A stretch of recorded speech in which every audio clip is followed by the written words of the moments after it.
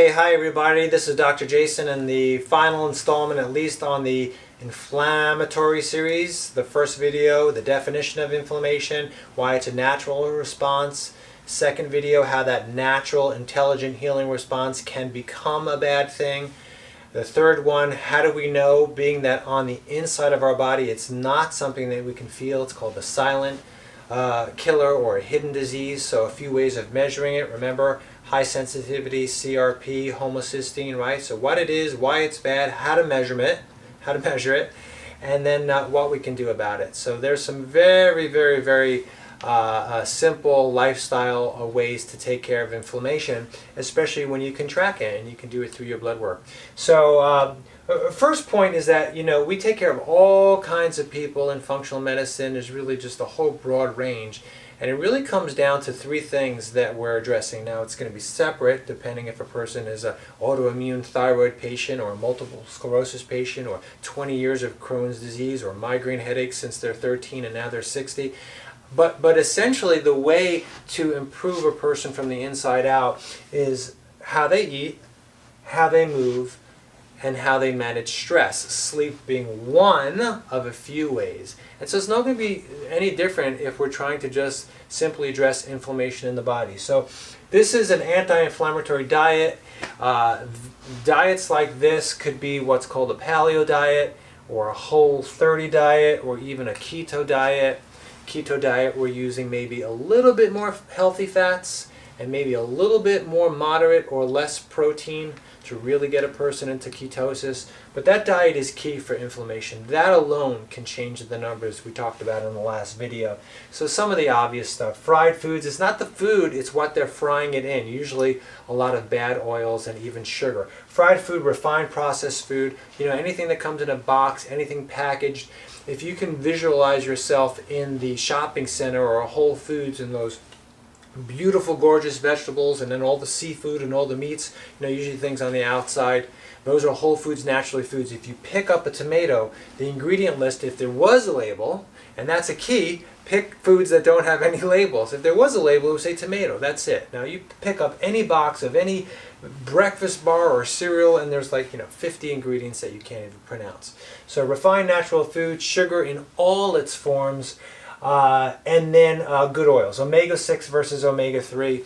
You can research that yourself. Omega-6 oils are good, but in small amounts, and it's usually our diet has the ratio completely backwards. So you don't need to know anything other than the good oils, which are coconut and olive. If you're watching this video, you probably know that. But trust me, most people are using corn oil, vegetable oil, canola oil, and those oils are not good for reducing inflammation in the body. So that's essentially your food, a natural whole food diet.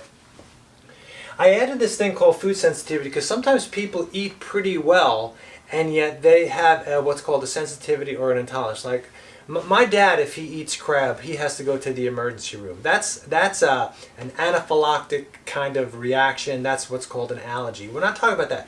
I'm talking about something what's called subclinically, like inside your body, your immune system has a response.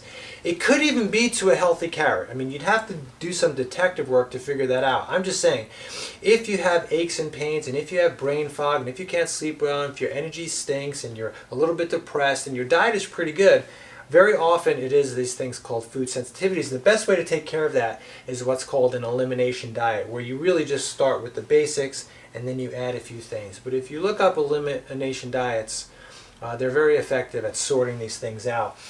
Sometimes things that are part of my healthy food, like if you look up those 3 kinds of food plans, I like that word better than diet.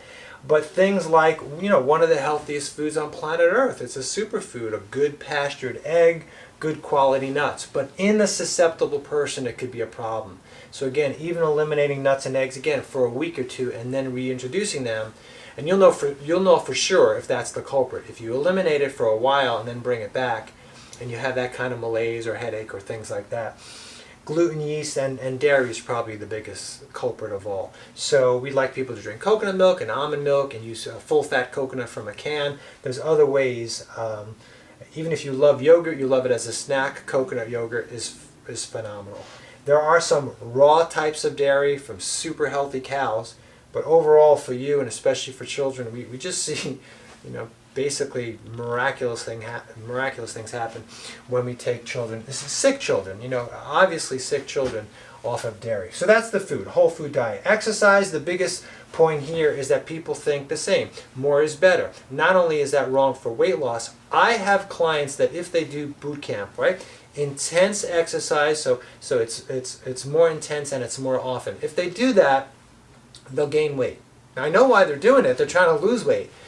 But what's happening is they're already in a stress physiology based on their environment, based on their hormones, based on inflammation and toxicity in the wrong foods, based on their emotional stress. They're in a stress physiology, and in that person, exercise is just another stress on an already stressed out person. So it's a negative, and they can actually gain weight from inflammation. So it's a balancing act. One way we can tell, very simple way, is if your sleep, which we'll talk about in a second, your sleep and your energy are good. Now, that's rare when I meet a client that they say they fall asleep, stay asleep, and wake up rested. Almost never. But if that's okay, and their energy and focus, like they're not hitting lulls in the morning or the afternoon, if the energy and sleep is okay, then you can probably gain from exercising more often or with more intensity. But the point is that exercise isn't necessarily a way to lower inflammation if you're doing too much of it. On the other hand, there are types of exercise that really lower the inflammatory response. We'll talk about that down here with sleep and stress. Like long walks, for example, is fantastic for lowering stress hormones. There are certain supplements, I just kind of threw them up there. Most people know about them, but this is for the people who don't.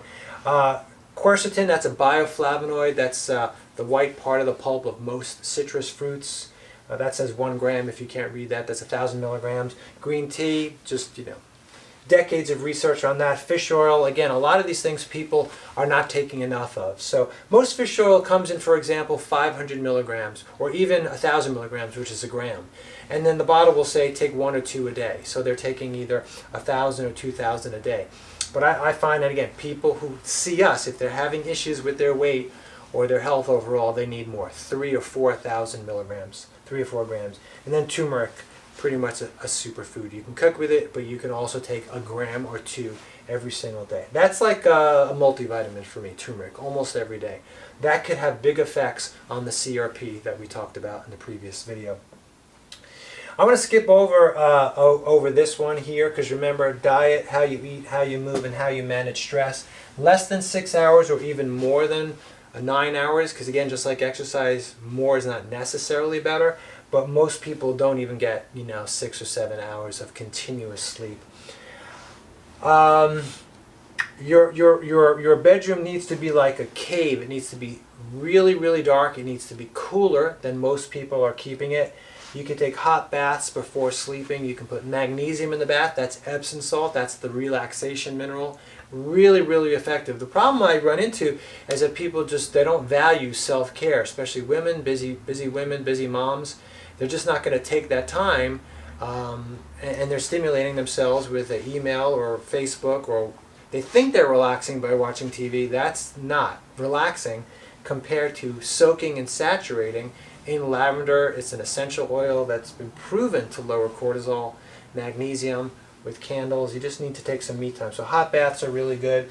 And along with sleep is the general category of stress. Remember, what's the whole point of this video? What can we do? Not only how we eat and move, that's the obvious, but lifestyle, behavioral aspects are what we can do to de-stress. Meditation, yoga, long walks. I mean, maybe 2 out of every 10 people that I run into do these things. It's not even that many. I mean, I would say maybe less than 10% of the people have a regular meditation practice. I mean, there's just so much, especially now, last couple of years, it seems so much scientific literature about the benefits, the actual physiological changes, especially heart health, high blood pressure, never mind things like productivity and creativity and all kinds of things from sitting in a room quietly alone, right? Sounds crazy, but it really does work to help you lose weight. Down here, there's an arrow that says down C, down C. That's just lowering cortisol, right? That's your stress hormone, that's your belly fat hormone, and there's ways to do that. Last but not least, just because it's very often ignored, is oral health. Gum disease, right, gingivitis, or if you visit a periodontist, 40%, 44% greater risk of cardiovascular disease. The study I read here was for people that were under 65. I don't know why that makes a difference. And so that's often ignored. Now that's usually something you feel and see, but sometimes it's what's called like a micro-infection, so an expert can see it and take care of it. I just run into a lot of people that they just ignore their oral health. You know, they feel fine, their teeth look well, and it's been 2 or 3 years since they've been to the dentist. And this could not only be a contributing factor, but it can absolutely be the cause, especially when everything else you're doing is right and you're still struggling. So once again, lifestyle is everything: how you eat, how you move, how you manage stress, certain things in the environment. But when it comes to lowering inflammation, which is the point of this video, right, to lower those markers for homocysteine and CRP, here's a few things you can do. I hope that's helped. Bye-bye for now. Hey everyone, Dr. Jason again. If you're getting some value from these videos, especially if you're getting a lot of value, then please like this video, send it to people you care about, subscribe to our channel, and most importantly, if you have some comments, if there's things that you'd like to see me answer, some questions or some topics that you haven't seen before, it'd be my personal challenge to help you out. So please leave a comment below. Thank you, and bye-bye for now.